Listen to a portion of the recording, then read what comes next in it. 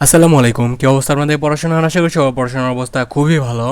So আমি একটা ব্যস্ততার কারণে অনেক বেশি লেট করে ফেলছি। 4 দিন আগে ভিডিও আপলোড করছিলাম প্রোগ্রামিং ফান্ডামেন্টালের আমাদের যে ডে টু সেটা হচ্ছে প্রবলেম সলভিংয়ের ডে টু ছিল।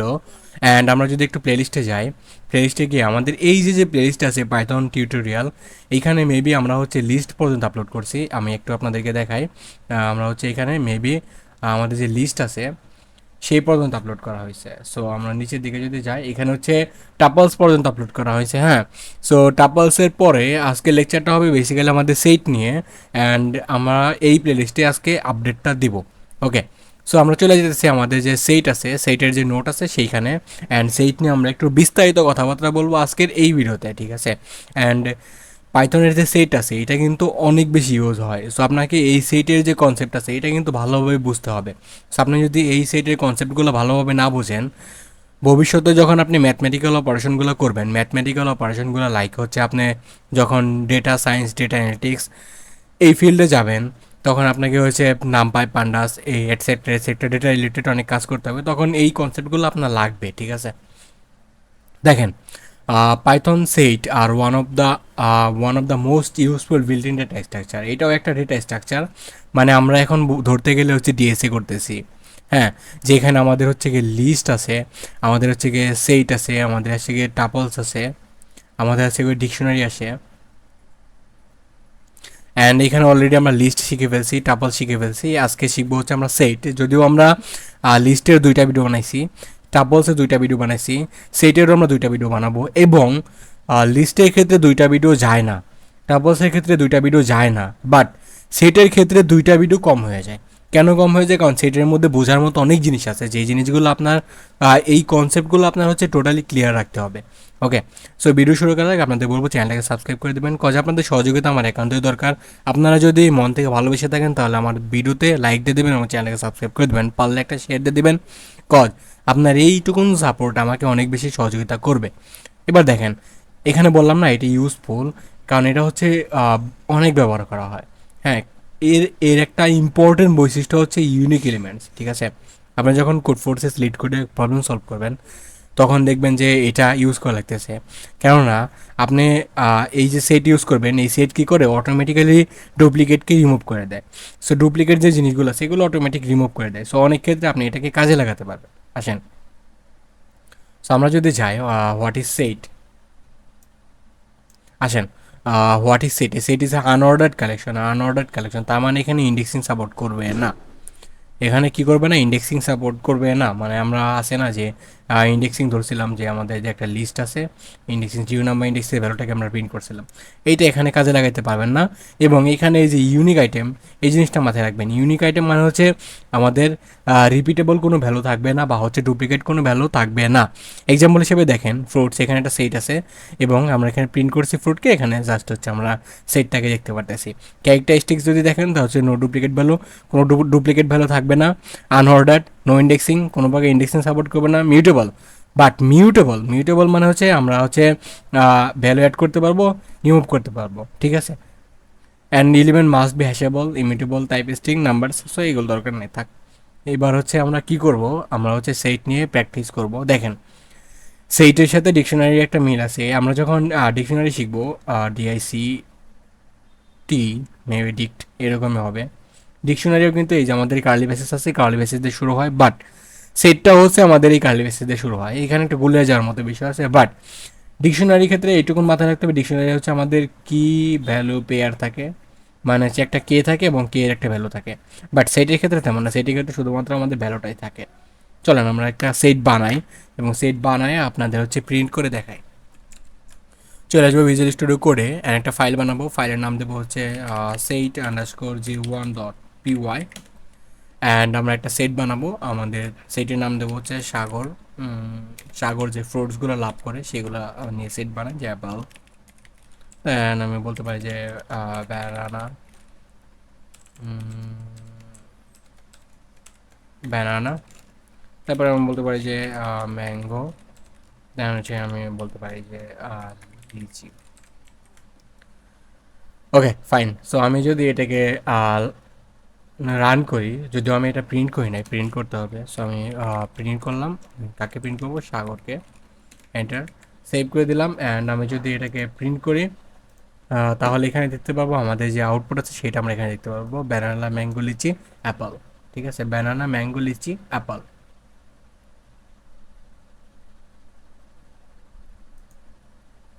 আমাদের নেক্সট যে টপিক সেটা হচ্ছে ক্রিয়েটিং এ সেট। সেট কীভাবে আমরা ক্রিয়েট করতে পারি, হ্যাঁ। সো সেট ক্রিয়েট করার জন্য আমাদের জাস্ট হচ্ছে কার্লি বেসিস ইউজ করতে পারি, যেমন হচ্ছে এটা আমি যেমন এক্সাম্পল আপনাদেরকে দেখাইলাম। আপনারা জাস্ট হচ্ছে একটা কার্লি বেসিস দিয়ে ভিতরে ভ্যালুগুলো দিতে পারেন, 1 2 3, ভ্যালুগুলো দিতে পারেন। তারপর আমরা হচ্ছে সেট যে ফাংশন আছে সেটা ইউজ করতে পারি। আমরা চাইলে হচ্ছে সেট ফাংশন ইউজ করতে পারি এবং এর ভিতরে একটা লিস্টকে পাস করে দিতে পারি, 1 2 3। ঠিক আছে, বা হচ্ছে আপনি সেট ফাংশন ইউজ করলেন এবং এর ভিতরে একটা লিস্ট পাস করে দিলেন, অ্যাপল, দেন হচ্ছে আমাদের ব্যানানা, দ্যাটস ইট। ঠিক আছে, সো আপনি চাইলে হচ্ছে সেট ফাংশন ইউজ করতে পারেন বা হচ্ছে আপনি হচ্ছে কার্লি বেসিস ইউজ করতে পারেন, that's totally decision up to you. Empty সেটের ক্ষেত্রে আপনি যদি এরকম রেখে দেন এমটি এবং দুইটা কার্লি বেসিস দিয়ে রেখে দিলেন, এটা সাধারণত আমাদের মাথায় আসতে পারে বা আমরা নর্মাল সেন্সে এইটুকুন চিন্তা করতে পারি যে আমি একটা সেট বানাবো, ফাঁকা সেট, এভাবে রেখে দিলাম। কিন্তু হবে না, এটা হয়ে যাবে কি, এটা হয়ে যাবে আমাদের ডিকশনারি। এটা হয়ে যাবে আমাদের ডিকশনারি, কজ ডিকশনারির মেন থিমই হচ্ছে এই কার্লি বেসিস। যদিও এখানে কিবেলও পেয়ার থাকে, বাট আমাদের মেন থিমই হচ্ছে এই কার্লি বেসিস। তার মানে এটা করা যাবে না, আপনি চাইলে এইভাবেই করতে পারেন। এমটি দেন হচ্ছে একটা সেট ফাংশন জাস্ট এমনি রেখে দিলেন, যে আমাদের সেট এমনি ফাঁকা রেখে দিলেন, তাহলে সেইটা আমাদের একটা ফাঁকা সেট হিসেবে কাজ করবে। ভবিষ্যতে আপনি হচ্ছে সেখানে কিছু অ্যাড করতে পারবেন। Okay, removing duplicates automatically, duplicate remove হয়ে যায় অটোমেটিক্যালি। চলেন আমরা একটু এটা টেস্ট করে দেখি, হ্যাঁ। আমি এই পুরোটাকে হচ্ছে কমেন্ট করে দিই অ্যান্ড একটা সেট বানাবো নাথিং নামে। অ্যান্ড আমরা হচ্ছে কার্লি মেসেজ দিব, দেন হচ্ছে আমি দিলাম 1 2 3 2 2, সরি 2 3 3 4 2 2। দেখেন আমি কিন্তু এখানে অনেকগুলো টু ইউজ করছি, হ্যাঁ। সো অনেকগুলো টু কিন্তু আমি এখানে ইউজ করছি। অ্যান্ড আমি যদি এটাকে প্রিন্ট করি, প্রিন্ট করবো, কাকে প্রিন্ট করবো, নাথিংকে প্রিন্ট করবো। এন্টার, অ্যান্ড সেভ করে দিলাম। এবার যদি এই প্রোগ্রামটাকে রান করি, দেখতে পাচ্ছেন 1 2 3 4 চলে আসে, বাট এখানে কিন্তু আমার ইয়ে আসে নাই। এখানে কিন্তু আমার যে এক্সট্রা যে টুগুলো দিছিলাম, এক্সট্রা যে থ্রিগুলো দিছিলাম, এগুলো কিন্তু এখানে আসে নাই। এই জিনিসটা আপনার মাথায় রাখতে হবে, হ্যাঁ। এই জিনিসটা আপনাকে কী করতে হবে, ডেফিনেটলি মাথায় রাখতে হবে যে আমাদের ইউনিক আইটেমগুলো শুধুমাত্র এখানে স্টোর হয়। তাহলে আমাদের যে রিমুভিং ডুপ্লিকেটস অটোমেটিক্যাল ডুপ্লিকেট ভ্যালুগুলো রিমুভ করে দেয়, সেই কনসেপ্টটা আমরা বুঝতে পারছি। অ্যাক্সেসিং এলিমেন্ট, আমরা কীভাবে এলিমেন্ট অ্যাক্সেস করতে পারি, যদি আপনি এইভাবে একটা সেট বানান, সেটটা বানানো হয়েছে, আপনি যদি প্রিন্ট করেন তাহলে 10 20 30 পাইবেন। বাট আপনি যদি এইভাবে প্রিন্ট করেন যে 0 নাম্বার ইন্ডেক্স, মানে হচ্ছে আমরা যে ইন্ডেক্সিংয়ের কনসেপ্টটা পড়ছি 10 20 30, এইটা হচ্ছে আমাদের 0 নাম্বার ইন্ডেক্স, এটা হচ্ছে আমাদের 1 নাম্বার ইন্ডেক্স, এটা হচ্ছে আমাদের 2 নাম্বার ইন্ডেক্স। অ্যান্ড আমি চাইলে যদি 0 নাম্বার ইন্ডেক্স ধরে কল করি, তাহলে এখানে আমার একটা এরর আসবে, টাইপ এরর। সো আমরা এই জিনিসটা একটু চেষ্টা করি, দেখি হয় কি না। আমার কাছে যেহেতু একটা নাথিং নামে সেট আছে, সো আমি যদি নাথিংয়ের 0 নাম্বার ইন্ডেক্সকে ধরতে চাই, সেভ করে দিলাম। অ্যান্ড যদি আমরা এই প্রোগ্রামটাকে রান করি, তাহলে আমাদের একটা এরর আসার কথা। দেখতে পাচ্ছেন এখানে একটা টাইপ এরর আসছে, সেট অবজেক্ট ইজ নট সাবস্ক্রিপ্টেবল। ঠিক আছে, এই এররটাই আমরা চাচ্ছিলাম, কারণ আমাদের এখানে একটা এরর আসবে, কারণ আমরা এটাকে সরাসরি অ্যাক্সেস করতে পারবো না। আমরা চাইলে লুপ চালাইতে পারবো। সো এখানে লুপের যে কনসেপ্ট আছে সেটা দেখেন। সো ফর আইটেম ইনডেক্স আমরা চাইলে একটা সেটের ভিতরে লুপ চালাতে পারি। আমাদের যে নাথিং সেট আছে সেটার ভিতরে আমরা হচ্ছে লুপ চালাই। চলেন আমরা এটাকে হচ্ছে কমেন্ট আউট করে দেই। অ্যান্ড আমরা যদি ফর আইটেম ইন নাথিংলে দেই, নাথিং, অ্যান্ড আমরা যদি প্রিন্ট করি, কাকে প্রিন্ট করবো, আইটেমকে প্রিন্ট করবো। অ্যান্ড আমরা এখান থেকে আইটেমটাকে ধরতে পারবো। ঠিক আছে, আমি যদি এই প্রোগ্রামটাকে রান করি, দেখতে পাচ্ছেন এখানে 1 2 3 4 আমাদের কিন্তু প্রিন্ট হয়ে গেছে। তার মানে আমরা হচ্ছে সেটের ভিতরে লুপ চালাতে পারি। এবার আসেন আমরা আরও কিছু জিনিস শিখবো, সেটা হচ্ছে আমাদের এলিমেন্ট অ্যাড করা, এলিমেন্ট আপডেট করা। দেখেন আমরা বলছিলাম যে ইন্ডেক্সিং আমরা ধরতে পারবো না, মানে ইন্ডেক্সিং করতে পারবো না, ইন্ডেক্স ধরতে পারবো না, সেহেতু আমরা অ্যাড করবো কীভাবে।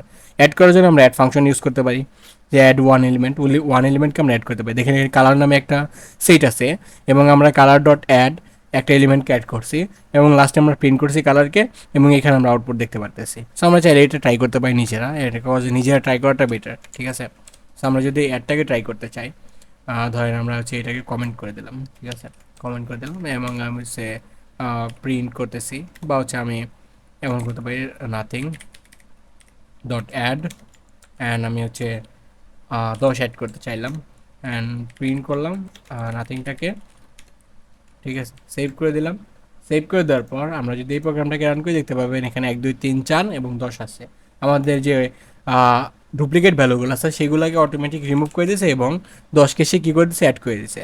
সো আমরা চাইলে আপডেটের সাহায্যে হচ্ছে মাল্টিপল এলিমেন্ট অ্যাড করতে পারি। সে ফর এক্সাম্পল এখানে দেখেন আমাদের সেম এক্সাম্পল আছে, এখানে কালার নামে একটা সেট আছে এবং কালার ডট আপডেট আপডেট করছে, ভিতরে একটা লিস্ট দিয়ে দিছে, এটা কিন্তু একটা লিস্ট, সেইটা মাথায় রাখতে হবে। লিস্ট দিয়ে দিয়েছে এবং কালার প্রিন্ট করছে, এখানে আমাদের সব জিনিসগুলো কী হয়ে গেছে, আপডেট হয়ে গেছে। সো আমাদের সেম এক্সাম্পল দিয়ে দেখি। আমি একটা ফাইল বানাবো, ফাইলের নাম দেবো হচ্ছে set_02.py, অ্যান্ড এখানে আমি হচ্ছে কালার নামে একটা সেট বানাবো, অ্যান্ড এখানে দিলাম হচ্ছে রেড গ্রিন, দেন হচ্ছে আমি দিতে পারি যে দ্যাটস ইট, সরি আমরা হচ্ছে রেড গ্রিন ব্লু দিয়ে দিছি। এবার আমরা যেটা করতে পারি আমরা হচ্ছে কালার ডট আপডেট, অ্যান্ড আমরা হচ্ছে ভিতরে একটা লিস্ট দিয়ে দেবো, লিস্টের ভিতরে দিয়ে দিলাম হচ্ছে ইয়েলো অ্যান্ড হচ্ছে আমাদের ব্রাউন, দ্যাটস ইট, সেভ করে দিলাম। এবার আমরা যদি প্রিন্ট করি, কালারকে প্রিন্ট করব, কাকে প্রিন্ট করব, কালারকে প্রিন্ট করব, সেভ করে দিলাম এবং এটাকে যদি আমরা রান করি তাহলে আমাদের যে কাঙ্ক্ষিত ফল হবে সেটা দেখতে পাবো yellow brown red green blue green. So আমাদের ইয়েলো ব্রাউন কিন্তু চলে আসে, আমাদের ভ্যালু কিন্তু আপডেট হয়ে গেছে। ওকে, সো আপডেটের সাহায্যে আপনি মাল্টিপল এলিমেন্ট সেখানে কী করতে পারেন, অ্যাড করতে পারেন। রিমুভিং এলিমেন্ট রিমুভ করা, সো আমরা চাইলে হচ্ছে রিমুভ করতে পারি। Raise and error if element doesn't exist.